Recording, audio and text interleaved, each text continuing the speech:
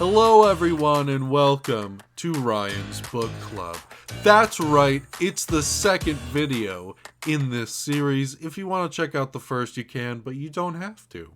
Today I'm just going to be looking at five more books that I have read since the last video that you saw.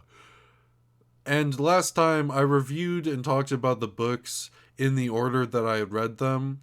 This time I'm going slightly out of order just so I can fit the two Heroes of Olympus books that I read at the end so that they're together. But other than that, it's just about the same as it was last time, and I'm just going to be talking about some good books. But the first book that I read, I read a Heroes of Olympus book first, but this is actually the first non-Heroes of Olympus book that I read, was James Baldwin's Go Tell It on the Mountain. So I knew who James Baldwin was before I read this book, which is why I bought it. I had taken college classes before that had referenced him and his work and his life, and I knew that he was a writer, and so I wanted to read one of his books because he's a very, I think, important and also interesting historical figure. And so that's what I wanted to do, and I picked Go Tell It on the Mountain because it deals with sexuality and religion, and it's kind of, the way that it's described is that it's a semi-autobiographical work about Baldwin's life, even though the main character is not labeled as James Baldwin. I forget what his name is because it's John. Sorry, it's John. I remembered because it's also a biblical name. But yeah, it's not specifically like, hey, this is me, James Baldwin. This is about a kid named John in the sometime after the 20s, I think. And John is, I think, around 11 years old, somewhere in that bracket of age, maybe older. He's maybe a teenager in that, like, the latest he is like 13 or 14, but he's not quite a teenager yet. But it kind of deals with John discovering, in a way, his sexuality. The talk about sexuality is never really that direct. It doesn't outright be like, John is gay. John is feeling awfully gay today. It doesn't do that. But it's more like in the subtleties of the text that you can pick it up in. Like he kind of focuses on this one older boy at church and starts to like notice certain things and feel certain things. But it's very, very well written. It is beautiful language, and it's pretty good. I will say that this book actually dealt with religion more than I thought it did or would, because I didn't really do a ton of research into the book. I was like, I don't want to know much about it. I just want to read it. And so I didn't know how religious it was going to be, and it's not really positive about religion. Religion itself is kind of the antagonist, so to speak, of this book, along with John's father, who is himself like not a father of the church, but like some figure that's like in charge of the church or whatever. So the religion plays a very important role here. It kind of drives John to not feel safe or supported, and a lot of times he just doesn't really, like, he hates his religion, he hates his father. His father is not a good person. His father kind of uses religion as an excuse to treat his children poorly and be very strict and even, I'll just say abuse his children. I'll just say that. John has a brother and a sister as well. And his brother kind of gets like more in trouble because his brother doesn't believe or doesn't care about the religion as much. And so you see a dysfunctional family, kind of a part of its times, and you also see the ways in which being black in this time period affect how people think and act, and the ways that certain things have traumatized people, and that trauma gets passed down and spread. And it's a bit of a nasty book, in that nasty things happen, in that, like, I could describe it in much worse language and details, but for the purpose of this video, I'm not going to do that. The writing itself is beautiful, and I think that Baldwin does a really good job talking about these things. And oddly enough, it kind of made me feel in myself a little bit less pessimistic about religion. I am not religious myself, but I have always kind of viewed religion, more specifically Catholicism or Christianity, as bad because of the way that they traditionally treat people like me, like just queer people in general. And even though religion is a very negative thing in this book, a lot of the time, not all of the time, it did kind of make me start to realize that religion is one of those things that people use to be a part of a community, to be a part of something that makes them feel better, and it doesn't always have to be bad. At the end, John kind of has this like religious experience, and I don't want to describe it or spoil it any more than that, but John has this religious experience that kind of really just showcases that religion doesn't always have to be bad. So those are the takeaways that I got from this book, and I rated it 4 out of 5 stars, just because sometimes it felt like it wasn't focusing on the things that I wanted it to focus on, and so it dragged a little bit, but it's still a very good book, and the writing is phenomenal. Next book! So the next book that I read is actually not really a book. It is Galatea by Madeline Miller, and this is actually a short story. I mainly read this because I wanted to get a video out sooner, and wanted to also have 5 books. So this is a short story about the mythological figure of Galatea and her slimy, nasty, disgusting husband. Okay, if you don't know who Madeline Miller is the author of The Song of Achilles and Circe. I haven't read Song of Achilles yet, but I do own it, and I have read Circe, and I fucking loved Circe. So when I saw that Madeline Miller had a short story, I was like, ooh, that's interesting. Let me give that a little read. The edition of the book that I have, which is hardcover, I don't know if it comes in any other editions, but the edition that I have is literally 50 pages, and also you can see that it's tiny, it's small. I mean, if it were regular size, it probably wouldn't even be 50 pages, but the thing, Galatea is a woman who was carved into stone, or carved out of stone, by her husband. I don't know what her husband's name is. I remember it from mythology, but the husband's name is not actually in this book because it's not about him. So she's carved out of stone by her husband, and he essentially prays that she'll be brought to life because he believes that all the women around him are harlots and basically just devious creatures because they've had sex before. And so he wants something beautiful and virginous.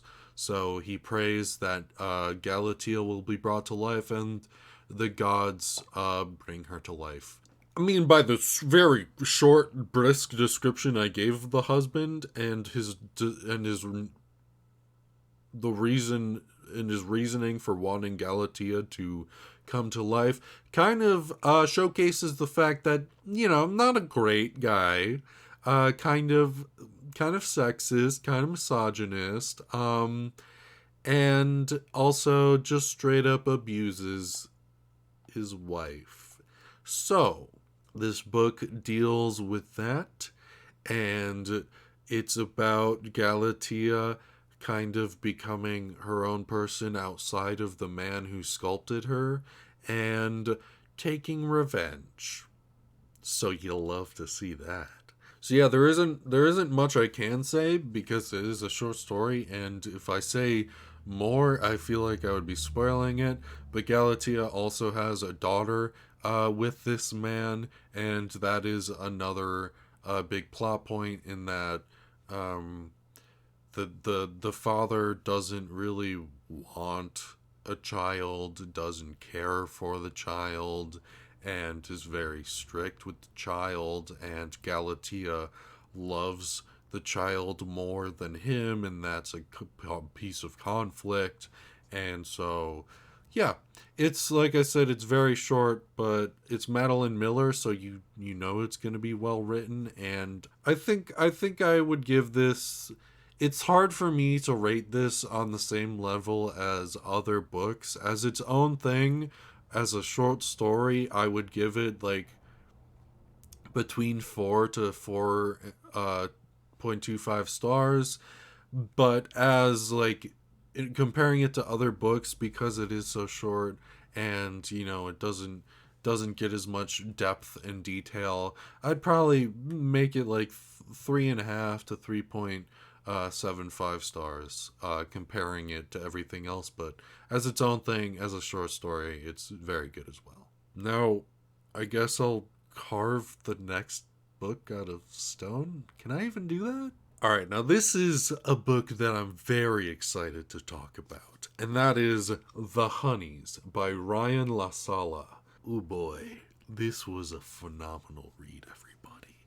I greatly enjoyed reading this. I think I read this in like... I basically read this in one day. If you like... I split it up because I started reading it like late at night and I simply had to go to bed. But then the next day I fucking just got through it. Like I was like, I need to keep reading this book. This is a very good book, or at least it was for me. And whoo boy. The book centers around a gender fluid Mars who is the twin sibling of Caroline, who is the sister. I can't really talk about the beginning of this book without spoiling the beginning of this book because it's fucked up. This is like I would classify this as a queer horror thriller with hints of other genres like romance and mystery and dystopian. It's got a lot going for it, and sometimes you might think with all those descriptions that it would feel a little overcrowded or that it's trying to do too much, and I never felt that way. I felt like this book very properly towed the line of what it needed to and didn't need to do. And also, I'll say this, Mars and Caroline's parents are like a senator and a scientist or some shit. And so they're part of a family that is kind of strict, very worried about public image, and Caroline went uh, to this camp. Something happened to her. Mars used to go to the camp, but got bullied and had a terrible time because of their gender fluidity. Left, and then after the thing happened to Caroline, they end up going to the camp again, once again, years later, to try and learn more about Caroline and, I don't know how to put it, just to figure out what in the fuck happened and what the camp is kind of hiding. Is there anything else I can say without feeling like a spoiler? I will say, otherwise, that this book does a really fun job about dealing with Mars's gender fluidity and the kind of the line that they have to toe in order to kind of appease different groups of people, and the way that they are accepted by others but not by some. And it's a really interesting perspective and look at gender fluidity in such a context. At the camp, everyone is split into boys and girls, and Mars is naturally sent to be part of the boy side because they were born male at birth. They were born male at birth. Great job, Ryan. Good word usage. But they are kind of forced to be on the boy side, and really they feel more happy in between or leaning towards femininity. And so conflict arises because, to quote the book, boys will be boys. And the book isn't saying that in a good way. The book is saying that in that, hey, that's not a fucking thing we should excuse people for, and under. Yeah, I thoroughly enjoyed this book. One of my favorite things about it is that it kind of perfectly toes this line where you're never quite sure where it's gonna go. You can't tell if it's leaning into things being supernatural or if it's leaning into things that are more dark and realistic. And so you kind of get this flip back and forth consistently where it's like, am I supposed to think that what's happening is supernatural? Because it seems like it is. And then shortly after, it'll be like, but was that actually just like a trick of the mind? Like, what's really going on here? And I think that that is so wonderful about this book, because those are the same things that Mars has to question: is what the fuck is going on here? There's no way that this is real, right? Like, this can't be real.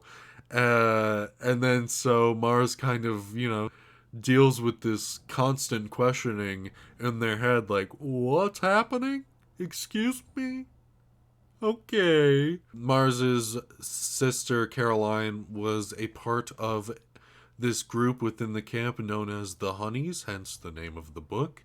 And the Honeys is this like group of girls and young women who are kind of like out on their own at the camp, and they are part of the apiary club, and they take care of bees, and they're kind of a mysterious group among the camp, and from outsiders kind of seen as like, to quote the book again, just like a group of bitches, and like just I don't know, like, but like still very popular, like the popular group kind of cliche.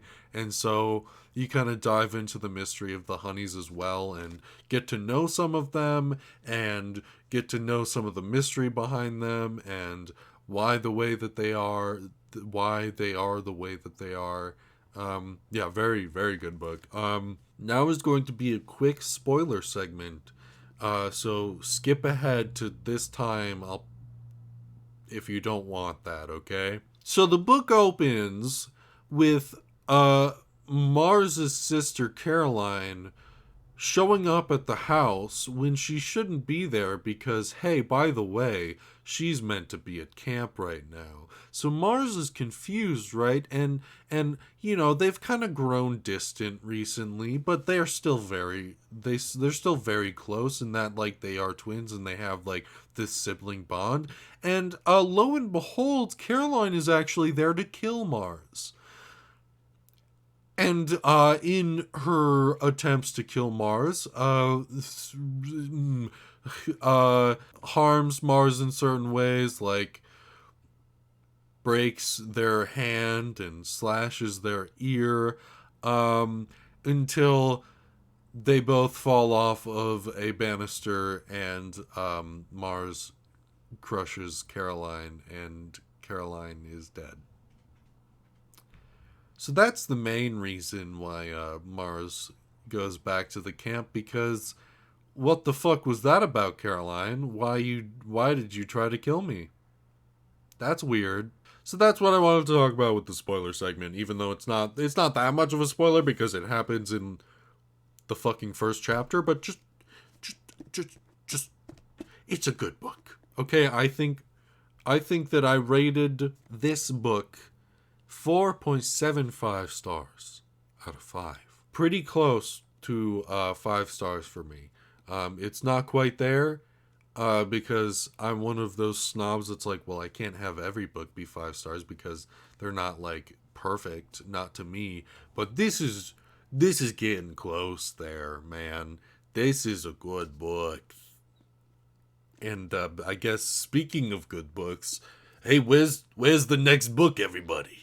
Alright, we're finally on to Heroes of Olympus time, and of course, we have read Book 2, The Son of Neptune. The reason why I'm putting Heroes of Olympus at the end is because I feel like it's weird to cover series books in a book review, especially now that I'm past the first one. And so I read Book 2, and Book 2 introduces Frank and Hazel. And Percy's here. Percy is now also one of the main characters again. So it's Percy, Frank, and Hazel.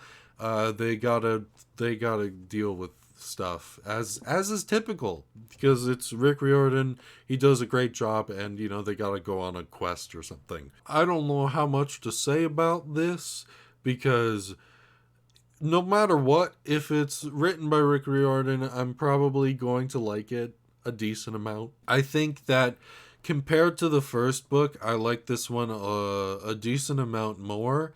And that partially does have to do with Frank and Hazel because I find them more intriguing of characters than I did Piper and Jason, just because they're more interesting. It seems to me like they already have more personality, and that's what I like in characters. And also the mystery behind both of them is really fun.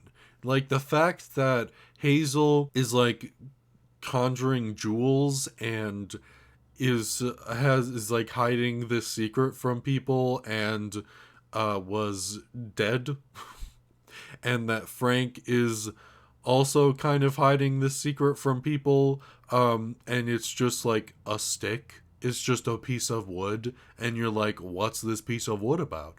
And also Frank is supposedly like a really unique demigod in that he has other abilities, powers, because of who his descendants are, and you're just like, okay, but what are they?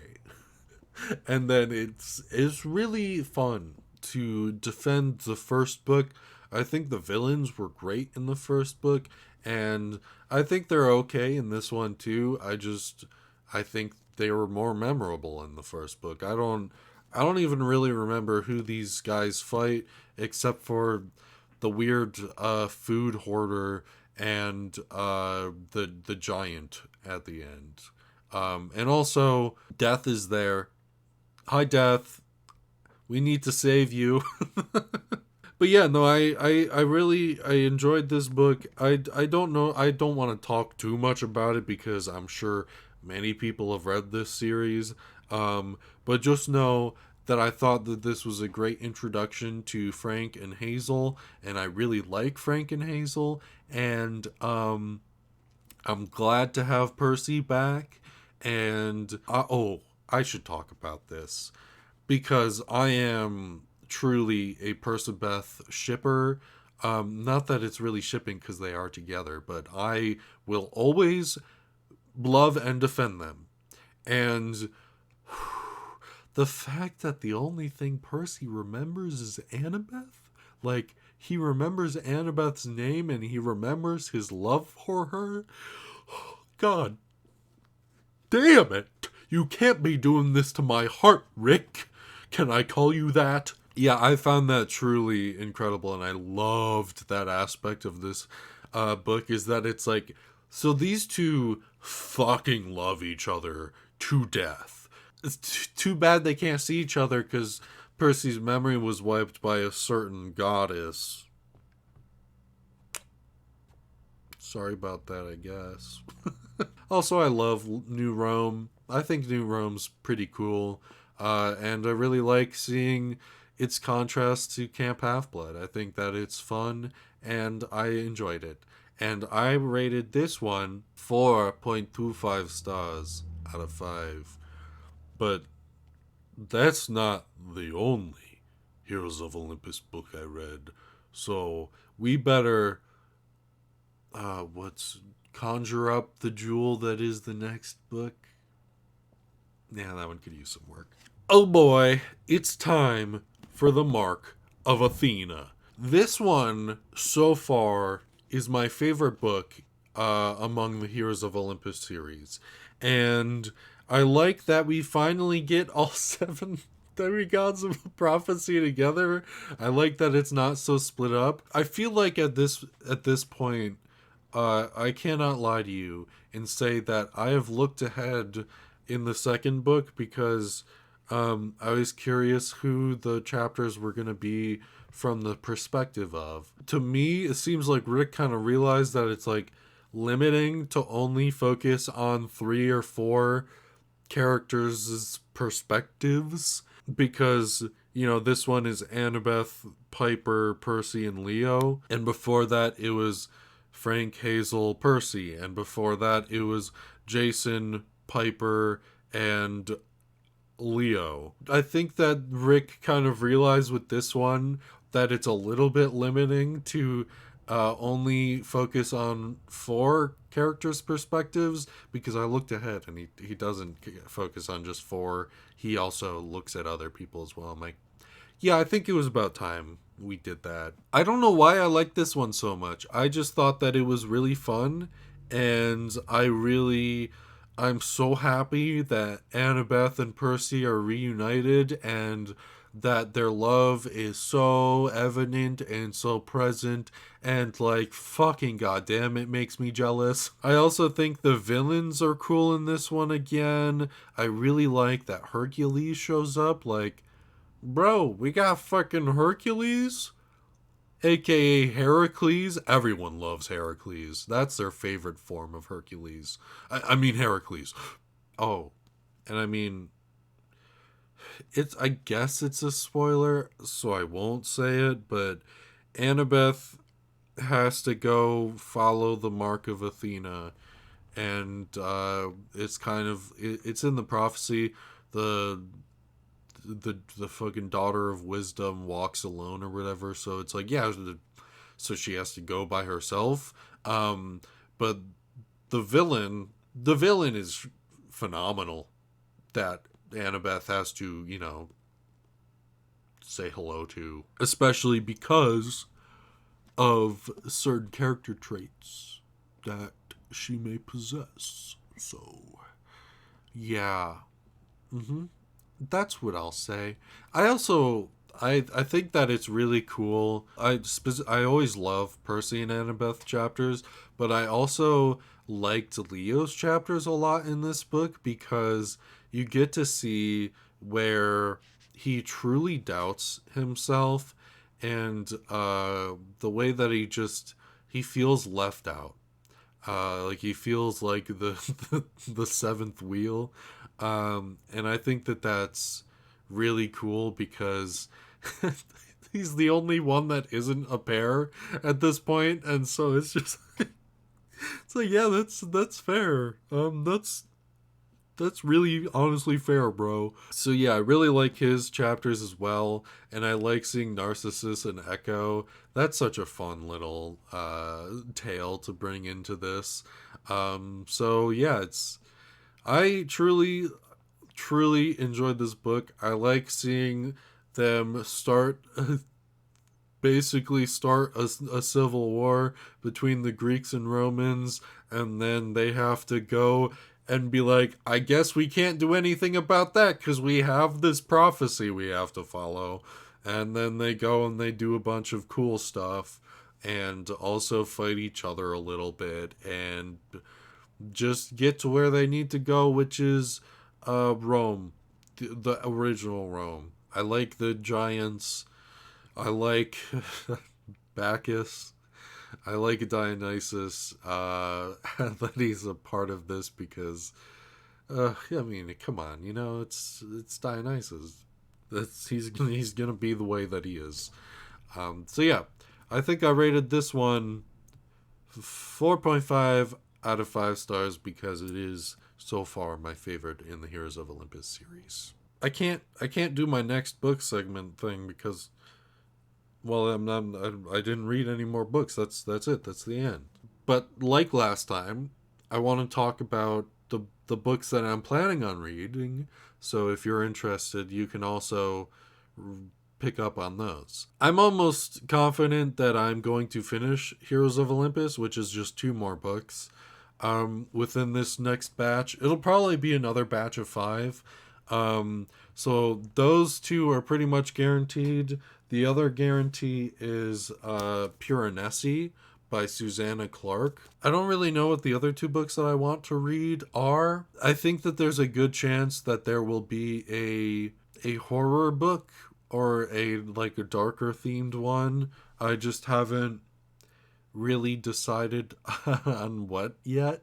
I'm thinking that one of the other next books that I might read is Frankenstein by Mary Shelley, like the original Frankenstein, because that's one that I've been interested in reading from the get-go, and also I know that it has some queer undertones, and you know how much I love some queer undertones. Also, last thing, I promise, I don't want to hold you for much longer. I just want to talk about this because it's cool. I got 6 books for $20, all right? And I just want to... Piranesi was one of them, okay? I have Immortality by Milan Knowles. I'll save that one for last because it's funny. I got The Collector by John Fowles. I got Frankenstein by Mary Shelley. I got 50 Words for Rain by Asha Lemmy. I don't know if that's how you pronounce it, or could you... Yeah, whatever. And The Golden Ass by Apellius. This is like old mythology book right here. It doesn't originally go by the name Golden Ass, but I saw this when I was looking for more classics because I wanted to read more classic literature, and I saw the title The Golden Ass, and how can you turn that down? But I got those 6 books for $20, y'all. All right. I got them at the Book Loft online. The Book Loft online, because they sell secondhand and used books, but they're all in great condition. I'm not at all sponsored because I would not be able to get a sponsor, but if I could, the Book Loft seems pretty cool. Anyway, thank you all so much for watching, for listening. If you enjoyed, be sure to like, be sure to subscribe, because I'm gonna have another one of these coming out, and you should watch it. And if you want to read along with me, please do. I'd be happy to have you. If you read any of these books, let me know what your thoughts were, because I'm curious and I want to know. Even if you didn't like them. Okay? I get that I liked all of these books, but if you didn't like them, or even talk about the authors as well and stuff, I don't care. Like if you're a big James Baldwin fan, I want to know about that. I want to be able to read about it and say, wow, okay, that's really cool. So yeah, I like building a community, and I like this community that I have here, and I really like reading and books. So if you also really like reading and books, even if it's just like, hey, I read this book recently, I thought it was great, you should check it out, I would love to hear that. So thanks for joining me, and I'll see you in the next video. Goodbye.